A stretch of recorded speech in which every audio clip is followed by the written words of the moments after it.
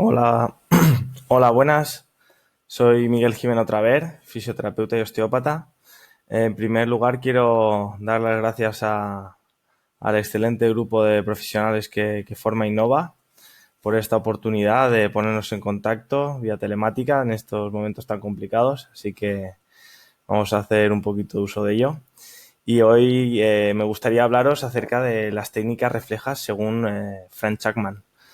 Chapman pues fue un osteópata, fue discípulo de Andrew Taylor Still y estudió en la década de los años 20, junto a su mujer, las relaciones de las manifestaciones clínicas en la dermis y la fascia profunda en relación con los distintos órganos y las patologías que estos tenían asociadas.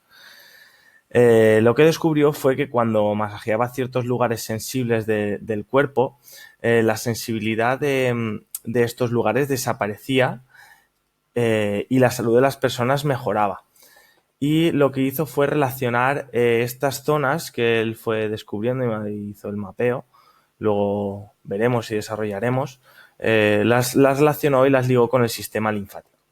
El sistema linfático forma parte del sistema inmunitario y él creía que el masaje de estas zonas mejoraba el flujo linfático. Después de 30 años de trabajar como osteópata, percibió y creyó que numerosas enfermedades eran debidas a bloqueos en dicha circulación linfática. Por ello, Frank Chapman lo que encontró fueron unos ciertos puntos específicos de obstrucción linfática sobre las caras anteriores y posteriores del cuerpo. Fue junto con su mujer, como antes he dicho, Ada Hindley Chapman. Ambos realizaron contribuciones importantes para investigar en el campo del sistema linfático. Y fue en 1937 cuando Ada, junto con Charles Owens, escribieron el libro que recopilaba un poco todas estas experiencias. El libro se llamaba An Endocrine Interpretation of Chapman's Reflex. El cual describía un sistema de puntos reflejos pioneros, fueron usados lógicamente por Frank, y Owens, ambos, Chapman y Owens, los describieron estos puntos reflejos como anormalidades del tejido facial que reflejan patología o disfunción visceral previsible. En la introducción del libro, Frank explicó: me parece que el sistema linfático tenía la influencia mucho más profunda en funciones corporales que el crédito que le habían dado. Y añadió que su alegación, decía, mi alegación especial está por parte de los aspectos linfáticos de la enfermedad, lo cual estimo de importancia suprema, ya se originarán en lesiones óseas, infecciones, toxinas u otra causa. Y aquí el papel tan importante que él le brindaba, ¿no?, a este método. En el prefacio del libro de Chapman y Owens, Fred Mitchell supuso que estos puntos neurolinfáticos servían como enfoque diagnóstico, servían para la manipulación de los movimientos fluídicos de la linfa, entendemos como movimiento del sistema fluídico a nivel linfático, y para la manipulación de la función visceral a través del sistema nervioso. También explicó que los cambios superficiales del reflejo de Chapman podían encontrarse en la aponeurosis profunda como contracciones ganglionares, gangliformes. Bueno, desafortunadamente hasta el día de hoy las biopsias de las áreas identificadas no han correlacionado con los cambios patológicos específicos asociados con los puntos reflejos de Chapman. No directamente, pero bueno, ahora explicaremos que sí que tiene una razón de ser. Como vemos, vamos a hacer un poquito de repaso histórico y filosófico para darle un poquito de contexto a toda la labor que hizo Chapman y entender un poquito cuáles fueron sus predecesores, en qué se basó y luego cómo han ido desarrollándose también un poquito distintas teorías que a día de hoy han dado pie a que entendamos y podamos dar una explicación lógica del por qué funcionan y a través de qué mecanismos funcionan. ¿De acuerdo? Entonces, bueno, aquí vemos muchos nombres, no os asustéis, pero vamos a hacer un pequeño repaso y así entenderemos mejor esto. En primer lugar estaba el fisiólogo ruso Pavlov, el cual hizo su experimentación entre 1849 y 1936, ganó el Premio Nobel de Medicina en 1904 por sus estudios experimentales sobre los mecanismos reflejos en el organismo y asentó el concepto de reacción global en el organismo ante determinados estímulos externos o internos a través del sistema nervioso central. Posteriormente, a finales del siglo XIX, fueron Gaskell y Langley los que investigaron con cierto detalle la inervación de los órganos internos. También Tasker, que entre 1913 y 1917 ya nos hablaba de los centros osteopáticos y lo definía como el eco en la periferia. Luego indagaremos un poquito más en los centros osteopáticos para ver esa relación entre anatomía y función, que fue antes, ¿no? La anatomía, la función, bueno, todo está ligado, todo es necesario. Al fin y al cabo, la homeostasis es lo que cuenta, ¿no? Por otra parte, Henry Head fue el que relacionó víscera enferma con su zona de piel y tejido celular subcutáneo correspondiente. Fue el que en 1880 sentó las bases científicas para la reflexología, también llamada terapia de zona, zonas de Head o zonas de hiperalgesia.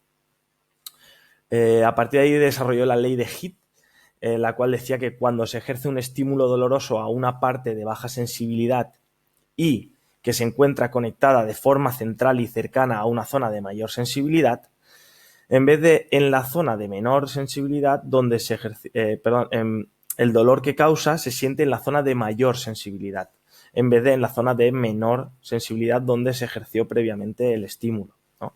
Esto es lo que vendría a justificar el dolor referido. Head trabajó posteriormente con Sherrington, los cuales investigaron los dermatomas en profundidad, por primera vez en la década de 1890, y Sherrington posteriormente también indagaría un poco más acerca del estudio de los miotomas. Luego también tenemos un pensador, un filósofo en este ámbito, el cual fue Hilton. Nos hablaba a través de la ley de Hilton de que los mismos centros vasculares y nerviosos que van a una articulación también lo hacen a la piel que la recubre y a las vísceras que están relacionadas.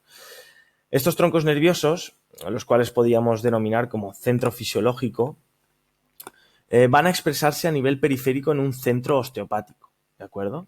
La función, la anatomía, función, estructura, todo va ligado. Esta misma raíz nerviosa que va a inervar la víscera también va a expresar información sensitiva a nivel periférico. Pero no solo a nivel nervioso, sino también a nivel vascular y, por tanto, puede alterar el trofismo. Y de aquí una de las grandes bases para explicar por qué esos cambios tróficos que luego veremos que se dan y cómo hacemos el diagnóstico a través de los puntos neurolinfáticos de Chapman, pero que sí que pueden generar a través de una alteración visceral primaria, una alteración en el trofismo tisular, a nivel facial, a nivel perióstico, que es donde se encuentran estos puntos repartidos a lo largo del cuerpo. Por otra parte, Littlejohn ya nos hablaba de la ley recíproca, la cual nos daba la información de la bidireccionalidad de estos estímulos, ¿no? Lo cual nos permite justificar los efectos del tratamiento que realizaba Chapman. Decía que un estímulo cercano al ganglio espinal es el segmento de un nervio al cual un estímulo doloroso de la víscera ha sido transmitido. Este será utilizado como medio para mitigar o mejorar la enfermedad, ¿vale? Y esto se describe como inhibición, lo cual nos permite realzar la fisiología desde la mecánica, como veníamos hablando. Por otra parte, John Wenham nos hablaba de la vía de menor resistencia. Es decir, nos hablaba de que al ejercer una influencia, bien sea inhibidora o estimuladora, esta tenderá a viajar a lo largo de la vía de menor resistencia. Esto es importante ya que una zona de la médula espinal tiene fibras tanto aferentes como eferentes, que llegan de muchas y diversas estructuras. Y el fin máximo, como hemos dicho antes, es la homeostasis, ¿de acuerdo? De este principio. Mackenzie en 1921 ya nos descubría que ese fenómeno de la piel que ya describió Head se va también en músculos y el periósteo. Magun, sin embargo, nos daba una explicación un poquito de todo ese trabajo que fue desarrollando Chapman, en la cual nos decía por qué estos puntos estaban a nivel de la fascia profunda, diciendo que estos reflejos definen la hipercongestión manifestada por una sensibilidad en los extremos periféricos de los nervios espinales situados en el tejido linfoideo de la fascia. Las fibras simpáticas que acompañan los vasos linfáticos están ligadas a estructuras más profundas. Así, una presión rotativa realizada sobre esos órganos receptores aliviará el éxtasis linfático y actuará así en todas las estructuras relacionadas. ¿Ves? Ya va cogiendo un poquito de forma todas esas creencias que tenía Chapman y que fue plasmando en el mapeo, que luego veremos. Por otra parte, Speransky y Kicker establecieron dos conceptos muy curiosos, uno que era el del reflejo víscero-músculo-cutáneo, el cual generaba procesos neurodistróficos, es decir, que una irritación en el sistema nervioso autónomo conduce a una alteración vasomotora que dificulta el metabolismo y provoca una distrofia muscular. ¿Vemos? Ya como todo va yendo ligado un poco hacia la explicación de todos estos tratamientos reflejos que desarrollaría, por ejemplo, Henry Jerry Cott, el cual describió las dermalgias y las relacionaba los dermatomas con el sistema visceral. Elizabeth Dicke, la cual en 1929 descubrió la técnica del masaje del tejido conjuntivo. Kohlrausch y Teyrich-Leube, los cuales a través de su trabajo constataban que el amasamiento sistemático y el desplazamiento del tejido conjuntivo en superficie daban a veces resultados inesperados en desórdenes como, por ejemplo, dolores cardíacos, disneas respiratorias, gravedad gástrica, etcétera, etcétera. William Fitzgerald también abrió la vía a otra evolución posterior, la cual aportaba su descubrimiento en 10 zonas variadas del cuerpo y la relación de estas con cada órgano. Un poco similar a lo que hacía la medicina tradicional china con los meridianos y la energía, la energética. Algo muy curioso también a relacionar. Lo que nos da pinceladas de que todo está ligado, ¿de acuerdo? Todos los tratamientos al final son válidos si sabemos dar con la tecla. Woodhead, por ejemplo, nos relacionaba todo el trabajo y que generaba un paralelismo con todo el trabajo que desarrolló Chapman con respecto a la kinesiología, el cual decía que ciertas debilidades en los test musculares mejoraban la respuesta muscular con la estimulación de los puntos linfáticos. Y hacía referencia a que los puntos linfáticos lo que hacían era generar y activar la neuroestimulación, produciendo endorfinas y mejorando la comunicación del sistema corporal, lo que se conoce como el gate control, ¿no? Luego hablaremos un poquito más de esto también. Desde todas estas teorías, todos estos filósofos, pensadores y grandes osteópatas y terapeutas, hasta nuestros días esto se ha seguido desarrollando. Grandes osteópatas como Robert Perronnet Ferré, Owens Bennett, Desjarnet, Mercier, Barral han desarrollado estas técnicas y las han incrementado, por supuesto. Pero bueno, esto continúa, la osteopatía está viva y nosotros seguimos en el camino de seguir perfeccionándola y desarrollándola. Muy bien, vamos a hacer ahora un poquito de repaso conceptual para sentar algunas bases teóricas que nos son de vital importancia para entender un poquito en qué se basó Chapman para desarrollar este mapeo, porque si no al final pues se queda en un simple croquis y un mapa que no llegamos nunca a hilar. Vamos a hacer ese pequeño repaso de los conceptos en el cual vamos a hablar de lo que es una metámera. Lógicamente la metámera es esa distribución metavérica espinal, hace referencia a la distribución y la coordinación de los distintos niveles que existen en un nivel espinal, ¿no? Los cuales reúnen, pues lógicamente, un miotoma, unos determinados sistemas musculares, un viscerotoma, unas vísceras, unos tejidos asociados, como en este caso serán el dermatoma, el esclerotoma, es decir, unas determinadas zonas de la piel, del hueso, el angiotoma y el neurotoma, es decir, unos determinados vasos, ¿de acuerdo?, sanguíneos, y unos determinados nervios también, los cuales todos están en correlación y trabajan a la par, ¿de acuerdo?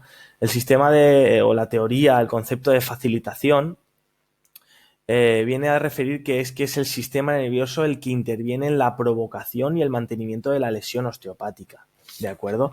Ya que la información vegetativa del tejido musculoesquelético debe pasar por el asta lateral y en respuesta aferente puede contaminarse por la víscera correspondiente, ¿no? En este caso, para dar un poquito de entendimiento a lo que venía a referir Chapman y la relación que hizo con el sistema visceral con respecto al sistema linfático. Bueno, sintetizando esto un poquito, pues eso, que simplemente cuando existe una lesión osteopática, esto genera una ráfaga de información, la cual genera una alteración propioceptiva y un cambio en el posicionamiento estructural, o bien un cambio, entendamos estructural como toda la materia a nivel corporal, lo cual lleva esta información a la médula y esta genera una respuesta del sistema y un intento de corrección. Lógicamente, la lesión osteopática se mantiene cuando este intento el cuerpo no es capaz de resolver, este intento de mejora, de corrección por sí solo, lo cual genera como un bucle en el cual hay un aumento de la actividad neuronal y un aumento del potencial de reposo. Por lo tanto, se precisa de un estímulo de excitación mucho menor para provocar una respuesta similar, ¿no?, a un tejido sano.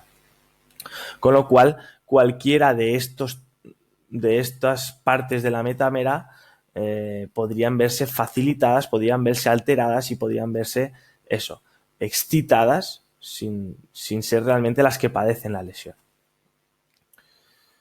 Indagando un poquito más sobre estos conceptos, vemos dos claves, que hay muchos tipos de reflejos, pero bueno, yo creo que cabe destacar dos: los reflejos viscerosomáticos, el cual es el que interviene en la producción de cambios en las estructuras somáticas, en la piel, en su tejido conjuntivo asociado, como consecuencia a un problema visceral primario, lo que decíamos antes, y el reflejo somático visceral o somatovisceral. Es el que produce cambios en las estructuras viscerales como consecuencia de un problema somático primario. Vemos cómo a través de estos reflejos ya podemos ver cómo un cambio visceral puede alterar el tejido a nivel facial y cómo el tratamiento de ese tejido facial puede generar un cambio en la información que recibe esa víscera. Importante. En cuanto al centro fisiológico, yo creo que es importante. El concepto de centro fisiológico es lo que veníamos hablando un poquito antes, de esa metámera. Pero bueno, hay que indagar un poco también en lo que son los centros osteopáticos, el cual fue Tasker el que nos los describió. Decía que un centro osteopático es el punto en la superficie del cuerpo el cual se ha demostrado que está en conexión cercana con un centro fisiológico o sobre el curso de un grupo de nervios, ¿de acuerdo? Y el centro fisiológico hace referencia a la estructura medular donde emergen dos pares de nervios con sus raíces ventrales, sus raíces dorsales, que se van a anastomosar, ¿de acuerdo?, para dar un nervio espinal. De este nervio espinal emergerán ramas posteriores, ramas anteriores y la continuación del nervio. La rama posterior es la que va a dar la expresión en la periferia de lo que ocurre en el interior, ¿de acuerdo?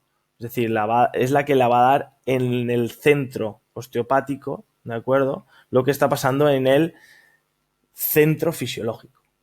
Importante, porque aquí vemos esa dualidad que coexiste y que es necesaria entre estructura y función, en la cual el postulado osteopático, ¿no?, que siempre la estructura gobierna la función condiciona la estructura. Muy bien. Otro concepto básico que tenemos que conocer es el sistema linfático, ¿de acuerdo? El sistema linfático, pues sabemos que forma parte del sistema circulatorio del cuerpo, está formado por los vasos linfáticos y por los capilares sanguíneos, y su función básicamente es limpiar, detoxificar los tejidos a través de la movilización de esos residuos metabólicos, de las toxinas en general, parásitos o demás, y a través de ahí la segunda función vital, que es la función inmunitaria. Este drenaje se produce por el efecto de bombeo, el cual, pues, básicamente por los vasos linfáticos, la contracción de los vasos linfáticos, ¿de acuerdo? Lo cual puede darse al pulso arterial, a la actividad muscular o a la compresión del tejido que se ejerce cuando se ejerce una presión desde el exterior del cuerpo, ¿de acuerdo? Y de ahí volvemos a ligar otra vez con el tratamiento de estos puntos reflejos. Hay que entender que el sistema linfático funciona muy lentamente, ya que entre sus tareas de limpieza debe procesar y debe descomponer partículas, y si se encuentra con un exceso de toxicidad, pues el sistema linfático lógicamente puede atascarse y provocar problemas en cualquier parte de nuestro organismo. Muy bien, vemos que los puntos reflejos neurolinfáticos son los conmutadores, ¿no?, de este sistema linfático que veníamos hablando, ya que pueden producir cambios en el flujo del sistema a través de los nervios simpáticos y espinales, y que se encuentran tanto en el torso como en las piernas, estos puntos neurolinfáticos. Luego los iremos describiendo, uno a uno, no os preocupéis. Por otra parte, vemos que estos vasos linfáticos, estos puntos neurolinfáticos no se encuentran en los mismos vasos linfáticos, ya que no actúan directamente sobre el flujo de la linfa, sobre el líquido circulante del sistema linfático, sino que al estimularlos activan una red de impulsos nerviosos que logran desbloquear el sistema linfático en esa zona concreta. Muy bien. Siguiente concepto, la fascia. Importantísimo, ya que tanto Chapman, Owen, Mitchell, pues todos consideraban que los puntos se encontraban en la fascia profunda, y sobre todo en la unión entre la fascia profunda y el periósteo, ¿de acuerdo? La fascia en sí pues constituye el material de envoltorio y aislamiento de las estructuras profundas del cuerpo, ¿de acuerdo? Es tejido conjuntivo, tejido conectivo, crea una red tridimensional que hace es conectar, envolver todas las estructuras corporales, hacen posible los pequeños movimientos fisiológicos, desde el latido del corazón hasta la expansión de los pulmones al respirar, circular, simular, qué bonito. Bajo del tejido subcutáneo, también llamado fascia superficial, se encuentra la fascia profunda. La fascia profunda es una capa de tejido conectivo denso y organizado, la cual está desprovista de grasa y que cubre la mayor parte del cuerpo paralelamente o profundamente a la piel y al tejido subcutáneo. Las extensiones desde su superficie interna revisten estructuras más profundas, como por ejemplo los músculos o paquetes neurovasculares, y se les denomina fascia de revestimiento. Cuando se unen fascia y hueso, esta queda íntimamente unida al periósteo, lo que genera la cubierta ósea, donde hemos dicho que se presentan estos puntos neurolinfáticos, como luego veremos. Otras de las funciones muy importantes que tiene la fascia y que tienen que ver con toda esta regulación, ¿no?, del sistema, que es lo que intenta explicar un poco Chapman a través del tratamiento de estos puntos neurolinfáticos, puntos reflejos, es que la fascia también genera la preservación de la temperatura corporal y la nutrición de los tejidos, la curación de las heridas, la coordinación hemodinámica y la comunicación de los cambios en el organismo. Importantísimo. Básicamente tenemos 4 tipos de fascias, y sin indagar mucho en los tipos de fascias, vemos que hay fascias subcutáneas, fascias muscular, visceral, vainas vasculares o fascias vasculares. Con esto queremos entender que la fascia genera un rol integrador del tejido conjuntivo, igual que lo hace la sangre, que es el tejido conjuntivo más amplio en el organismo. Y esta es la red y el mecanismo por el cual se transmiten todos esos impulsos, y hay esa neuromodulación, ¿no?, o entendimiento entre el exterior y el interior del cuerpo. Muy bien. La aplicación de estas áreas lo que hace es desacelerar la patología visceral. Solo que uno de los grandes hándicaps es que no nos permite conocer la etiología del problema visceral. Nos ayuda a regular el sistema visceral, pero no sabemos el por qué. ¿De acuerdo? Bueno, entendemos como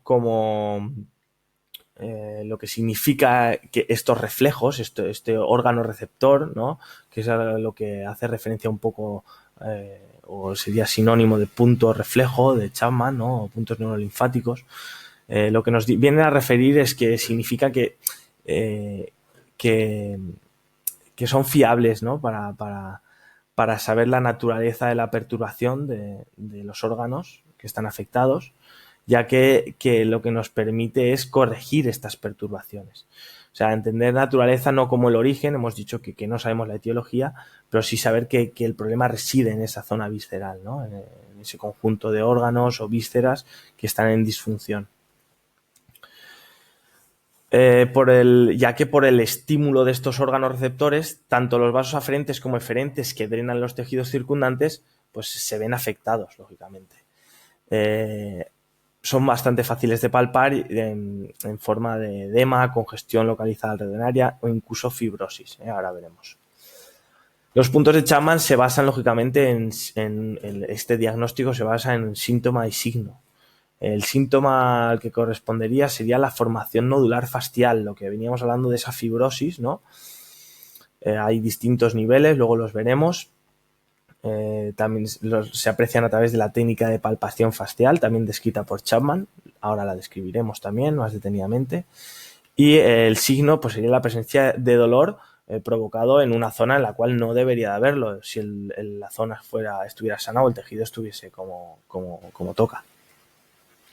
El método de palpación facial lo recogió Cheitow en uno de sus artículos, 2001. Dice que el grado de compromiso del área afectada depende mucho de la evaluación realizada, ya que depende de la sensibilidad del terapeuta, lógicamente, para diferenciar estas contracciones ganglionares o gangliformes, y que las áreas reflejas vertebrales situadas entre las apófisis espinosas y apófisis transversas es más bien una palpación edematosa y fibrosa. El protocolo que describía es que se debe de iniciar la palpación en la zona anterior.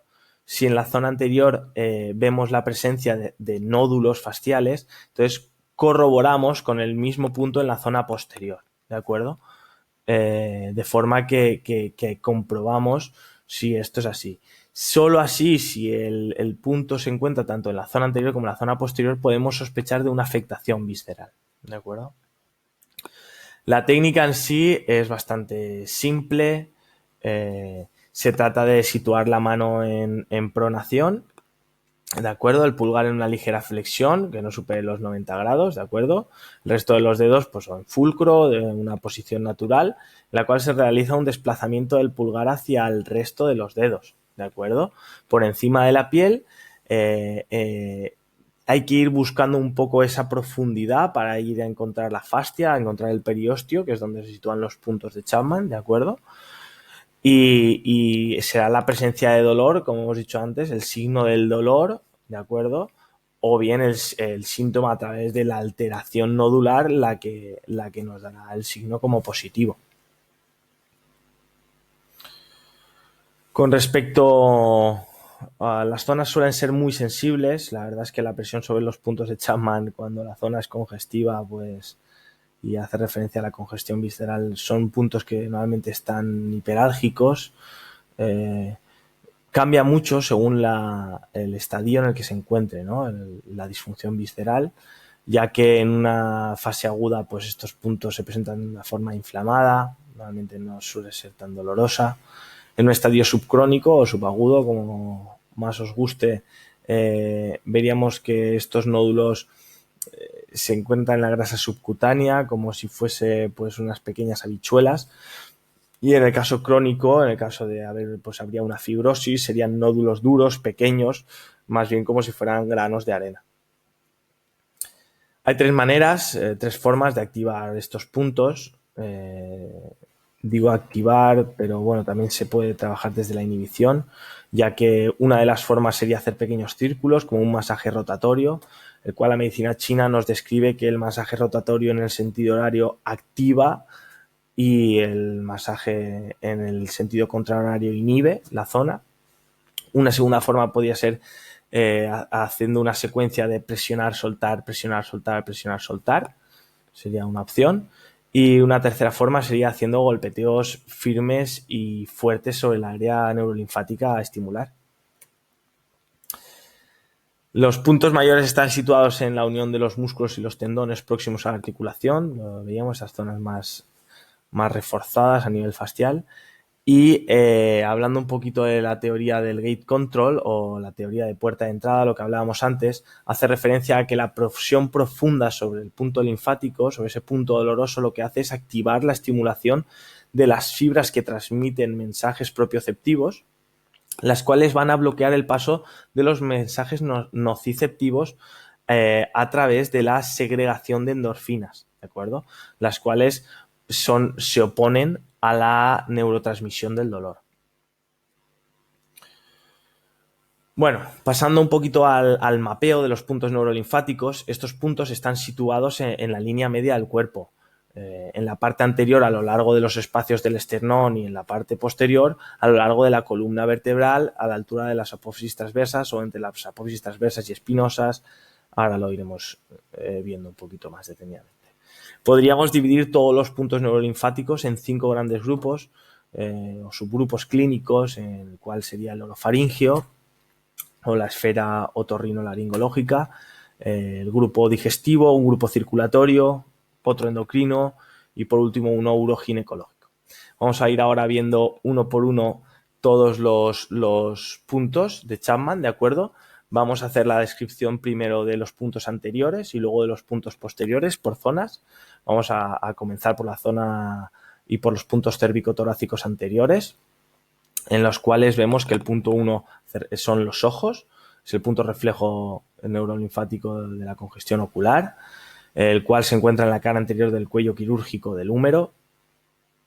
Por otro lado, vemos el punto número 2, que se encuentra sobre la apófisis coracoides, el cual hace referencia a la congestión cerebelosa. El punto número 3 hace referencia a la congestión cerebral, ¿de acuerdo? Este es un punto que es posterior, no es anterior, ¿de acuerdo? Por eso está dibujado aparte. Es un punto que se encuentra bilateralmente en las apófisis espinosas de C3 a C5, como podemos observar aquí. El punto número 4 hace referencia a la tortícolis, ¿de acuerdo? Lo encontramos en la cara interna del extremo superior del húmero, desde el cuello quirúrgico, ¿de acuerdo? El punto 5 es el de otitis media. Se encuentra sobre el borde superior de la clavícula, en el punto de cruce con la primera costilla, ¿de acuerdo? Lo vemos aquí, el número 5. El número 6 hace referencia a la faringitis. Se encuentra en la parte anterior de la primera costilla, a unos 2 centímetros del cruce clavicular hacia el esternón. ¿De acuerdo? Aquí lo vemos plasmado. El punto número 7 sería congestión nasal de la nariz. Está sobre la primera costilla, en la unión con el cartílago. El punto número 8 haría referencia a la amigdalitis. Se encuentra en el primer espacio intercostal, cerca del esternón. El punto número 9, que se encuentra sobre la cara anterior del cartílago de la segunda costilla, unos 2 centímetros del esternón. Sería el punto reflejo de la lengua. Muy cerquita encontramos el número 10, que es el de la laringitis. Se encuentra a unos 5 centímetros del esternón, en la cara superior de la segunda costilla. Aquí lo vemos. Y muy cerquita también vemos el 11, que es el de la sinusitis, el cual se encuentra en el primer espacio intercostal a unos 8 centímetros del esternón. ¿De acuerdo? Yendo a ver ahora los puntos cervicotorácicos posteriores, ¿de acuerdo? Acordaos que los anteriores son de diagnóstico, los posteriores de diagnóstico y de tratamiento. Importante. Vemos que el punto que hacía referencia al punto número 1, el de los ojos, se encuentra en la región del nervio suboccipital, en la salida del nervio suboccipital, ¿de acuerdo? Vemos el número 2, el de la congestión cerebelosa. Lateralmente normalmente se aprecia mejor, pero bueno, quedaría entre la zona suboccipital y entre el extremo de la apófisis transversa y la apófisis espinosa de C1. El de congestión cerebral, el número 3, ¿de acuerdo? Antes lo hemos comentado, no hay un punto anterior, ¿de acuerdo? Ambos son posteriores. Está entre la apófisis transversa de C1 y C2, cerca del extremo de esta apófisis, de C1, perdón, entre C1 y C2. El número 4, que sería la tortícolis, ¿de acuerdo? Lo vemos aquí representado. Está sobre la cara posterior de las apófisis transversas de C3, C4, C6 y C7. C5 no. Dato importante también para localizar este punto. Vemos el número 5, que hace referencia a la otitis media. Se encuentra en C1, en el borde superior y posterior del extremo de la apófisis transversa. Aquí lo vemos. El punto número 6, que hace referencia a la faringitis, ¿de acuerdo? El punto número 6, que se encuentra en C2, en la superficie superior a la apófisis transversa, entre la apófisis transversa y la apófisis espinosa. Tenemos el punto número 7 de la nariz, ¿de acuerdo? Se encontraría aquí lateralmente, se visualizaría mejor, ya que está en C2, en el extremo de la apófisis transversa, con el ángulo de la mandíbula. El número 8, que sería el de la amigdalitis, se encuentra en C1, en la cara posterior entre la apófisis transversa y la apófisis espinosa.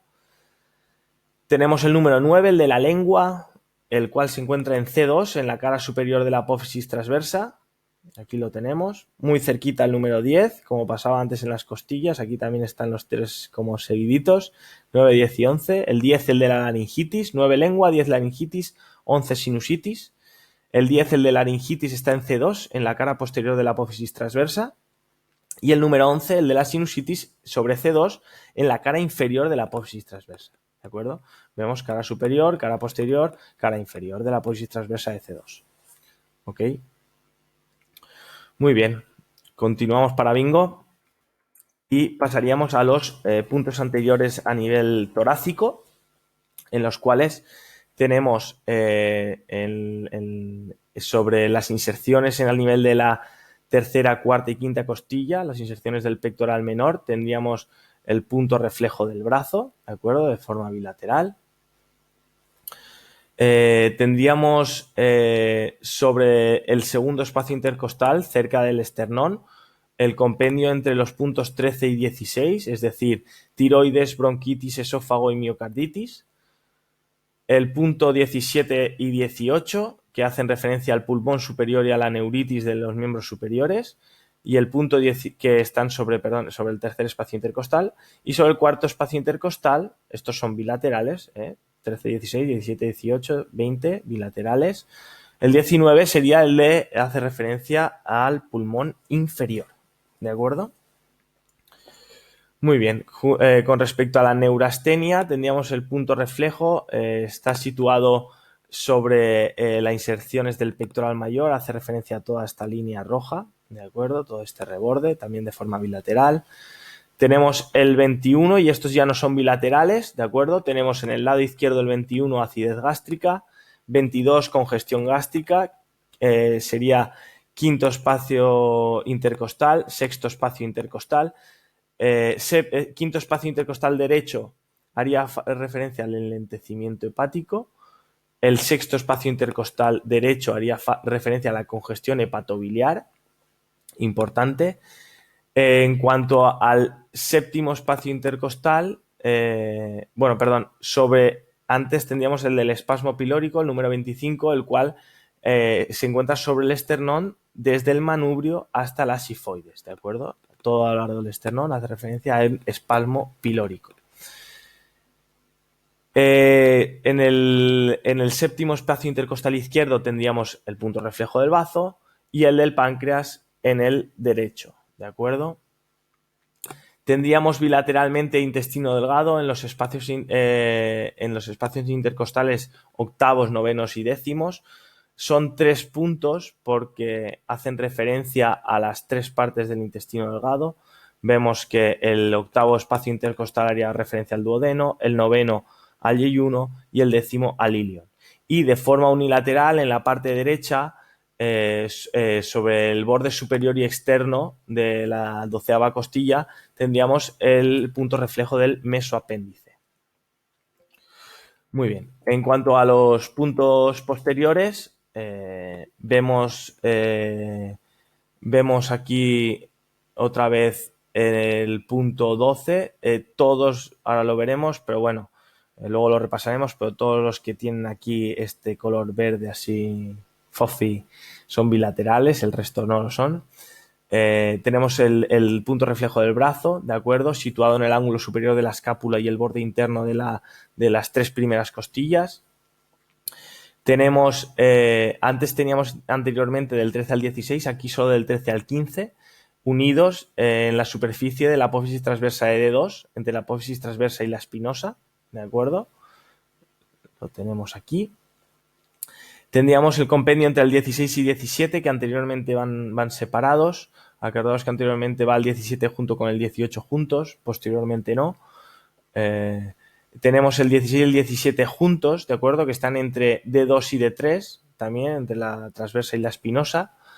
Tendríamos el 18, que está entre D3 y D4, y el 19, el 17 es pulmón superior, el 18, 16, 17, que serían miocarditis y pulmón superior, ¿de acuerdo? El 18 que haría referencia a la neuritis del miembro superior y el 19 que haría referencia al pulmón inferior, el cual está entre D4 y D5. ¿De acuerdo? 13 y 15, acordaros que eran tiroides, bronquitis, esófago. ¿De acuerdo? O esofagitis. Tiroiditis, bronquitis, esofagitis. En cuanto a la neurastenia, sería el número 20. Está en el borde interno de la escápula, sobre la 4ª costilla, también de forma bilateral. Tendríamos ya de forma unilateral entre la apófisis transversa de D5 y de D6 solo a la izquierda tendríamos la acidez gástrica. El 22 sería entre D6 y D7 congestión gástrica, ¿de acuerdo? Tendríamos el 23, que sería el del enlentecimiento hepático, solo entre la D5 y D6 derecha, entre la apófisis transversas de D5 y D6 derecha. Entre las apófisis transversas de D6 y D7 derecha tendríamos el de congestión hepatobiliar, ¿de acuerdo? Y el espasmo pilórico, que es el 25, ¿de acuerdo? Que este también es unilateral y se encuentra sobre la 10ª costilla en su unión sobre la costotransversa de D10, solo a la derecha, ¿de acuerdo? Continuando, tenemos el punto reflejo del bazo, el 26, que está entre las apófisis transversas de D7 y D8, a la izquierda, y a la derecha, entre D7 y D8, tenemos el del páncreas, ¿de acuerdo?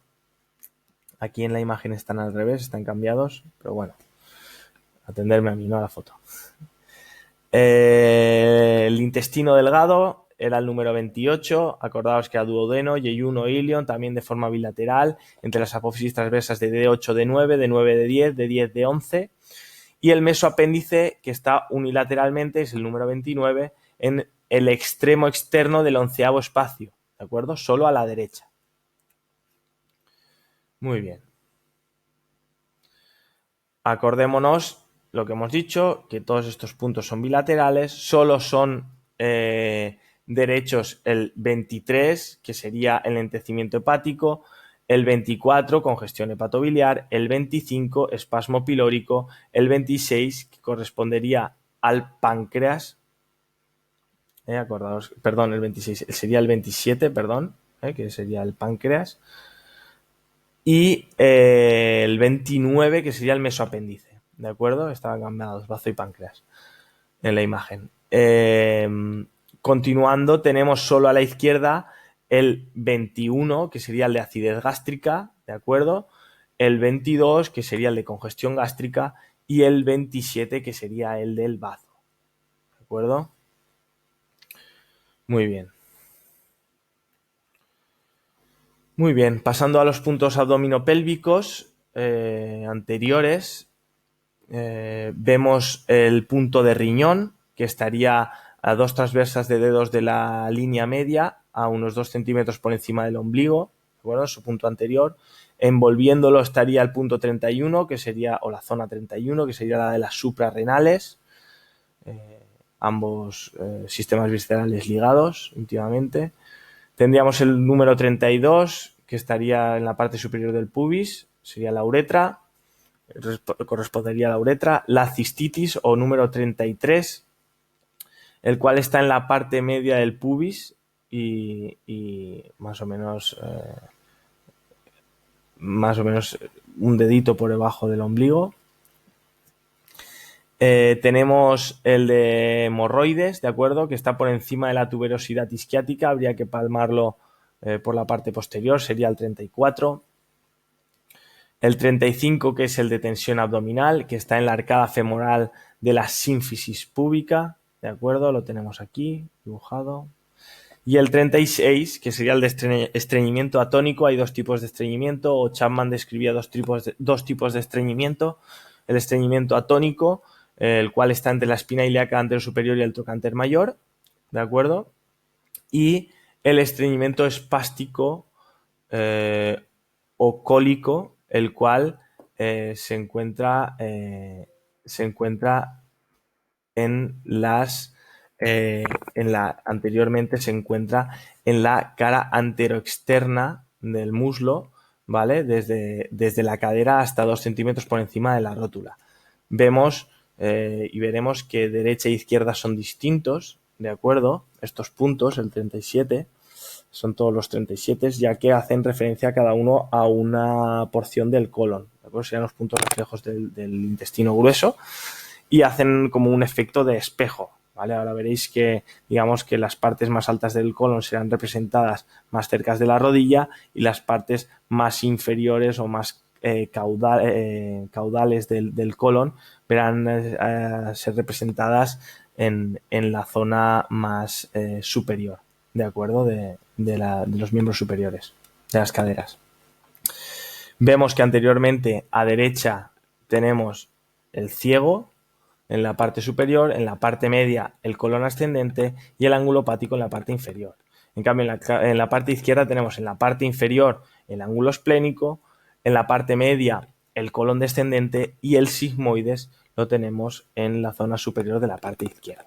¿De acuerdo? Yendo a los puntos posteriores, ¿vale? A nivel abdominopélvico y de las piernas también. Bueno, tenemos el punto de riñón, ¿de acuerdo? Entre la apófisis transversa de 12 y L1, ¿de acuerdo? Tenemos la suprarrenal entre la apófisis transversa de D11 y D12. Tenemos el 32 y 33 que están juntos, hacen referencia a la uretra y a la cistitis, los cuales están en el borde superior de la apófisis transversa de L2. Tenemos el número 34, ¿de acuerdo? Que aquí vendría a estar representado aquí en el surcum. Es el que hace referencia a la hemorroides. Comparte con el 43 y 46, que los veremos luego. Luego tenemos el de tensión abdominal, que es el 35, situado en el borde lateral de la apófisis transversa de L2. Y el del estreñimiento atónico, que está entre la 11ª costilla y la apófisis transversa de D11, que sería el número 36.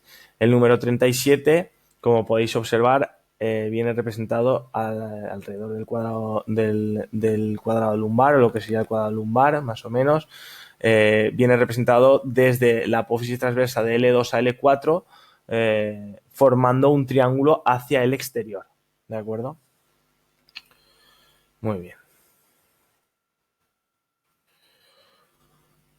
Muy bien, con respecto a los pélvico-femorales anteriores, pues tenemos los ovarios, que serían el número 38, está sobre el pubis formando un óvalo. Tenemos el 39, que sería el útero, está en la cara interna de la rama isquiopúbica, en el borde del agujero obturador. Y había que entrar a través de la ingle, como palpando la membrana obturatriz. Tenemos el número 40, que correspondería a la próstata, está bajo el trocánter mayor, por encima de, estaría justo bajo el trocánter mayor, perdón. El 41, que haría referencia al ligamento ancho, el cual está bajo el trocánter mayor hasta 2/5 partes del muslo sobre la línea media externa, ¿de acuerdo? El tensor. Tendríamos el 42, el del fibroma uterino, representado, iría como envolviendo al del útero, ¿de acuerdo? También en la membrana obturatriz. Tenemos el 43, que son los ganglios linfáticos inguinales, ¿de acuerdo? Están representados en esta zona y la correspondencia sería desde el cóndilo interno hasta las 2/5 partes inferiores del sartorio, ¿de acuerdo? Tendríamos las trompas o vesícula seminal, que sería el número 44, ¿de acuerdo? Este número 44 está en el punto de la escotadura ciática. Tendríamos el número 45, el cual hace referencia a la leucorrea. Está desde el cóndilo interno, unos 8 a 12 centímetros, en la cara posterior-interna del muslo. ¿De acuerdo? Vamos aquí representado. Tenemos el número 46, que hace referencia al recto y está en el trocánter menor hacia abajo, sobre la línea media interna. Aquí lo tenemos representado. Muy bien. En cuanto a las referencias posteriores de estos puntos, tenemos el número 38 al 42, ¿de acuerdo? Los cuales están entre las espinas ilíacas posteriores superiores y la apófisis espinosas de L5, ¿de acuerdo? Sería ovarios, testículos, útero, próstata, ligamento ancho y fibroma uterino, ¿de acuerdo? El número 43, que hacía referencia a los ganglios linfáticos inguinales, está en el surcus, ¿de acuerdo? En la sacroiliaca. El número 44 y 45, que son trompas, vesículas seminales y leucorrea, estarían entre la espina ilíaca posterior superior y la apófisis espinosa de L5 también. Y el número 46 o recto estaría en el surcus nuevamente, ¿de acuerdo? Aquí vemos el punto 44 que hemos descrito antes, que son trompas vesículas seminales, que está en el punto de la escotadura ciática. Y también habría que palparlo desde la parte posterior, ¿eh? El punto anterior está posteriormente, ¿de acuerdo? Bueno, con esto ya hemos hecho un repaso de todos los puntos reflejos neurolinfáticos que hacen referencia a la congestión visceral, desarrollados por Chapman y descritos por él. Así que nada, espero que os haya gustado. Muchas gracias y nada, nos vemos pronto. Saludos, cuídense.